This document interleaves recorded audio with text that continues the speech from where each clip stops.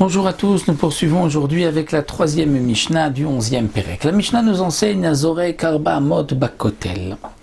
Lema ala me'asarat fachim kezorek ba'avir. Alors nous savons aussi que il est interdit de déplacer un objet, de le sortir ou de le jeter d'un domaine privé à un domaine public, ou inversement.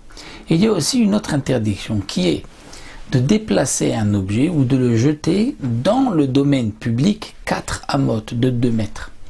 Pourquoi 2 mètres? Il y a un des Rishonim, le Baal HaMaor, qui explique que le domaine de l'homme est toujours de 2 mètres autour de lui.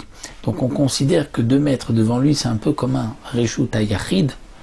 Donc lorsqu'il jette un objet ou qu'il le déplace de 2 mètres, donc où il le jette 2 mètres plus loin, donc il a déplacé un objet du domaine privé vers un domaine public, et c'est une interdiction Shabbat. Ça c'est une halakha, les Moshe Sinaï, comme nous dit la Gemara, on apprend d'une halakha directement du Sinaï par Moshe, que Arba Amot dans le Reshut Harabim, on est chayav. Et donc la Mishnah vient nous dire ici, quelqu'un qui a jeté, il est dans le domaine public, et il y a un mur devant lui, et il va jeter un objet, et là dans le cas de la Mishnah, nous allons voir, il va jeter une figue fraîche, qui va se coller au mur.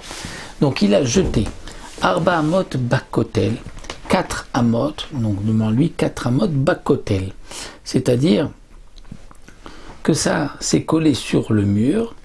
Les mala ma'asarat fachim kezorek ba'avir. Si c'est au-dessus de dit fachim que ça s'est posé, c'est comme s'il a jeté ba'avir dans l'air. C'est-à-dire que puisque c'est dans l'air, il n'est pas tour, puisque nous avons vu que le Reshut Harabim n'est que jusqu'à dit fachim. Au-dessus de dit fachim, c'est un makom ptor. Donc s'il a jeté et que ça atterrit, ça s'est posé au-dessus de dit fachim, il n'est pas tour. Les mata ma'asarat fachim, ce qui s'est collé au mur, c'est en vérité comme si c'est posé par terre.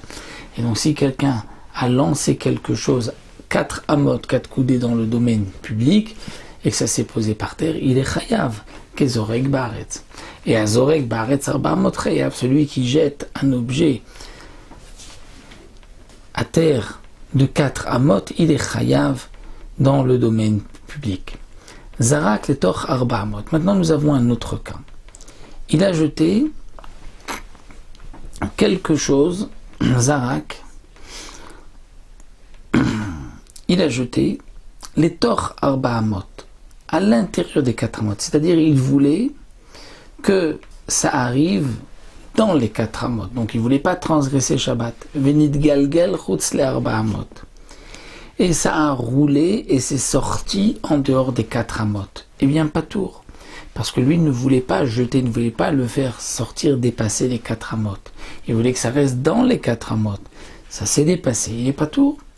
Chutz le arba amot. Maintenant, s'il voulait jeter au loin, à plus de 4 amot, venit galgel et tor arba amot chayav. C'est-à-dire que ça s'est arrêté un instant, et après c'est revenu, ça a roulé. Donc il a jeté en dehors des 4 amot, ça s'est arrêté un instant et ensuite c'est revenu à l'intérieur des 4 amot. Donc maintenant l'objet se trouve dans ces 4 amot. Eh bien malgré tout il est chayav. Pourquoi?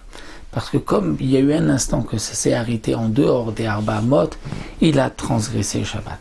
Un autre point que précise ici le Barthénora, lorsque quelqu'un a jeté sur le mur, même s'il n'y avait que 4 amot, au centimètre près, et donc en jetant la figue, puisque la figue s'est collée au mur, donc on devrait dire normalement que de la fin, l'épaisseur de la figue jusqu'à moi, il n'y a pas arba amot. Donc je ne suis pas chayav. C'est vrai qu'il y a jusqu'au mur arba amot, mais comme la figue, elle ne s'est pas complètement annulée au mur, il y a quand même une petite épaisseur de la figue, donc il y a moins que 4 amot. Eh bien, malgré tout, dit le Barthénora, on ne dira pas que la figue diminue le chiour de 4 amot et il est chayav. Donc voici pour cette troisième Mishnah, nous avons vu le din de celui qui jette arba amot dans le Reshut Harabim.